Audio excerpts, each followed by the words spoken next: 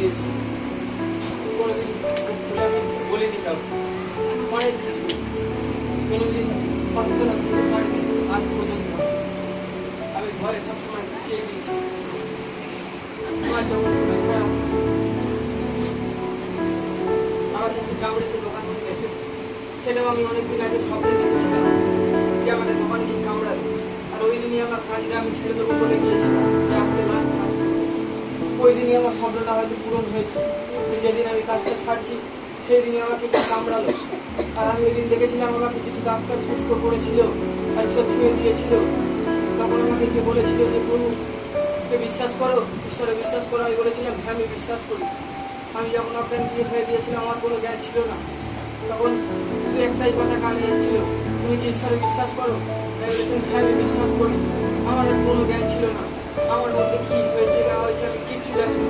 অনেক সময় থেকে শুনেছি আমার নাক থেকে মুখ থেকে ব্লাড বেরিয়েছে, বাথরুম করার জায়গা থেকে ব্লাড বেরিয়েছে, শরীর আমার ছোট হয়ে এসেছে, কাঁপছিলাম, সেখান থেকে ব্লাড নিচ্ছে নাকি সেখান থেকে আমার বিষ বাড়ছে। ডাক্তার সময় দিয়েছিল, সবাই প্রার্থনা করছিল আমার জন্য। সব এগুলো আমি মনে শুনেছি, আমি কিছু জানিনি। যখন আমি আইসিউতে চোখ খুলেছিলাম শিশুকে, তখন আমি অবাক বলেছি এটা আমি কোথায়, এই ডাক্তারগুলোকে আমি কোথায় দেখেছি। আমি আজকে এরকম করে উঠে দেখছি যেগুলো কোথায় আমি রয়েছি। আমি শুয়ে ভাবছি আমি কোথায় আছি, কোথায় এনাদের দেখেছি। তখন আমি মনে পড়েছি যে আমি স্বপ্ন দেখেছিলাম আমাকে কি কামড়েছিল দোকান থেকে, আর এনারা আমাকে সুস্থ করেছিল। অনেক ইচ্ছা সেই স্বপ্নটা উত্তর হয়েছিল। আমার হাতে এমন জায়গায় কামড়েছে কেউ দেখতে পাবে না, খালি চোখে যে একটুখানি আমার শুধু ছোট ছোটানোর থেকে ছোট হাতে একটা যে সাপে আমার কামড়েছিলাম, তাও দেখিনি আমার যে কামড়েছিল। তখন আমি সুস্থ হয়েছিলাম, সেই দিনই আমি সুস্থ হয়েছিলাম। তারপর থেকে যতবার ব্লাড টেস্ট করেছে ডাক্তার রিপোর্টে কিছু আসেনি। ওই দিন রাতেই আমার শুধু রিপোর্টে যা হওয়ার হয়েছে, আমার শরীর খারাপ ছিল, কিন্তু আমি কোনো কিছু উপলব্ধি করতে পারিনি। যখন আমাকে জেনারেলে দিয়েছিল বেডেতে, আমার কাছে না ফোন আছে, অনেক মানুষ আছে, কিন্তু আমি তার সাথে কথা বলতে পারিনি। সব বয়স্ক মানুষ ওখানে, আমি শুধু যিশুবাবার সাথে কথা বলছি। যিশুবাবার গান করতে চাইছি একটা, যে যিশুবাবাকে বলছি যিশুবাবা সেই গরমটাকে যখন তুমি সুস্থ করেছিলে ভাঙড় হসপিটাল থেকে, আমাকে কেন তুমি সুস্থ করতে পারবে না? আমি তখন সুস্থ, আমি তো সুস্থ দেবো, আমাকে ছুটি নিয়ে দাও, ওখান থেকে নিয়ে চলো বাবু। তখন যিশু আমাকে অনেক বন্ধ করছে, তোমাকে আমি অনুগ্রহ করিনি। 2012 সালে যখন তোমার পেট অপারেশন হয়েছিল অ্যাপারেন্সে, তখনও তো ডাক্তার বলেছিল বাঁচবে না। তখন কি তুমি বাঁচোনি? তখনও তো আমি তোমাকে ছুঁয়েছিলাম। সেই অবাক্রান্ত বাড়ির লোকের থেকে শুনেছিলাম যে পায়ের একটা ছোট্ট ডিম থেকে গোটা বাচ্চা আমার ঘরের দাবায় গিয়ে পড়েছিল, যেখানে আমার পায়ের ঘর ছিল না। তবু বলছি আমি কি তোমাকে সেই জায়গায় বাড়ির লোককেও ঘুরে দিয়ে যে তুমি তোমার গিয়ে ফিরে যাচ্ছ, বাড়ির লোককেও সেই জায়গায় আমি ক্ষমতা দিইনি। সেই থেকে বহু আমাকে অনেক কিছু অনেক জায়গায় রক্ষা করেছে। বহু আমার চোখকে সুস্থ করেছে। কলকাতায় সব ডাক্তারখানায় আমার চোখ দেখেছি, এত কষ্ট পেয়েছি বহু। এখানে এসে উপস্থিত যে সময় যখন আমার চোখ ছুঁয়ে দিয়েছে, তুমি বিশ্বাস করো তুমি সুস্থ, আমি তারপর থেকে চোখের ডাক্তারখানায় যাইনি। আমার চোখ এখন ডাক্তারবাবু আমি সুস্থ, আমাকে ছুটি দাও, ছুটি দাও। আমাকে ডাক্তারবাবু বলছে তুমি রেস্ট দাও, আমাকে কিছু বলেই না। আমি একাই শুধু বাবার সাথে কথা বলছি।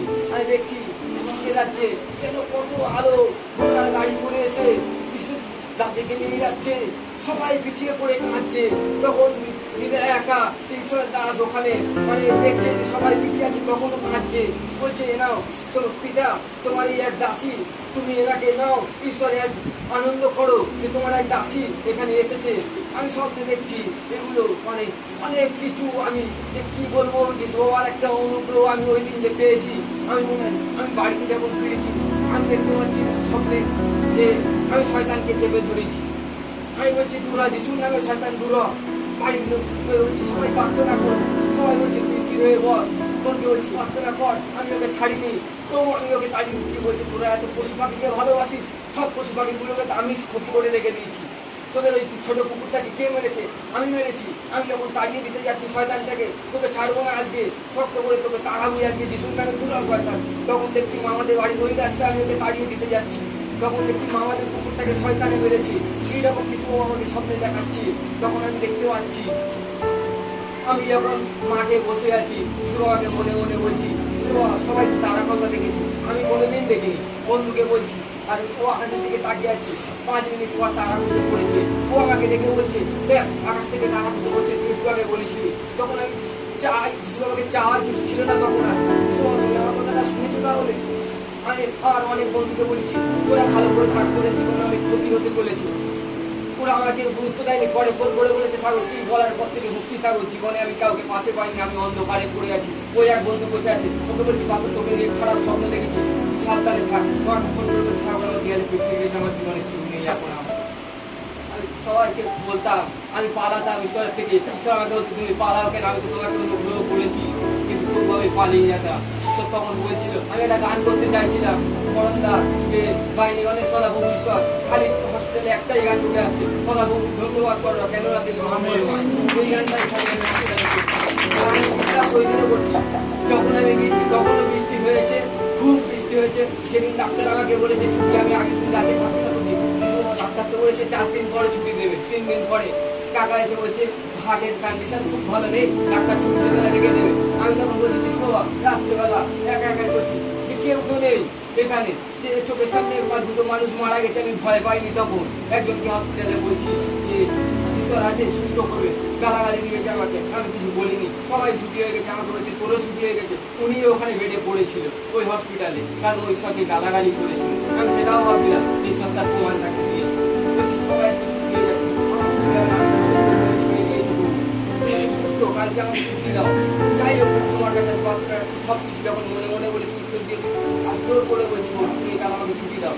ডাক্তারকে এসে বলছি ডাক্তারবাবু ছুটি, কিছু বলেনি, চুপ করে আছে। হঠাৎ বলছি ঠিক আছে আজকে তোমাকে যাও, তোমার তোমরা কোন জায়গায় পড়েছিলে আর কোন জায়গায় আছো, তোমাদের তুলে এনেছি। সত্যি একটা দিন গেছে, বাবা ভাত খেতে যেত, হাড়িতে জল ঢেলে দিত, খেতে দিত না, শুতে গেলে কাঁটায় অশান্তি, আগুন লাগিয়ে দিত। গাছের গোড়ায় মা আমাদের দিদিদের নিয়ে দিন কাটিয়েছে, আমাদের দিয়েছে। বিশ্বাস করবো আমার সঙ্গে করেছে প্রভু, আর আমি এটা গৌরব করবো। আমার জীবনে কিছু ছিল না প্রভু, সবাই বলেছিল হবে না, বিশ্বাস করে তুমি ছুঁয়ে দিয়েছে জীবন তোমার।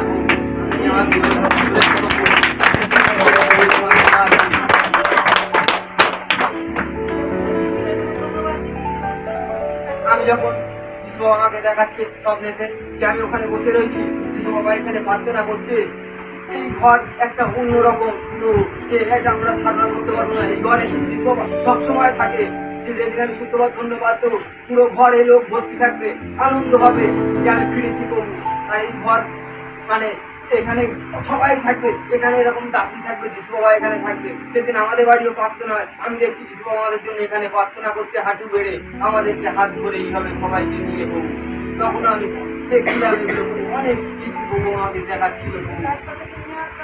হ্যাঁ, রাস্তা থেকেও যেদিন আমি যখন স্বপ্ন দেখছি, আমাকে সবাই স্কুল মাঠ থেকে নিয়ে যাচ্ছে, আমাদের সামনে সামনে যিশু বাবা হেঁটে হেঁটে যাচ্ছে, গান প্রার্থনা করতে করতে, গান করতে করতে যাচ্ছে। আর একটাই ভাবছি যে ঈশ্বরের বাচ্চা ফিরেছে, আজ জগৎ দেখবে প্রভু। আমি যখন স্বপ্নে দেখেছি, যখন আমি বাড়ি ফিরেছি, তখন যদি সবাই স্কুল মাঠে দাঁড়িয়ে আছে আমাকে নিতে, আমি তখন দিদাকে বলছি যেটা আমি স্বপ্নে দেখেছিলাম, যিশু বাবা এতটা করে জামা পরে একটা সেই যিশু বাবা বলছিল দয়াসাগর একটা, ওই অনেক বাচ্চাবেলায় ছোটবেলায় দেখেছি, বলি হ্যাঁ ওই রকম জামা পরে যিশু বাবা আমাদের সাথে হেঁটে আসছিল। আর এখানে ছিল, এখানে যিশু বাবা সবসময় উপস্থিত থাকে প্রভু, সবসময় এখানে ধন্যবাদ।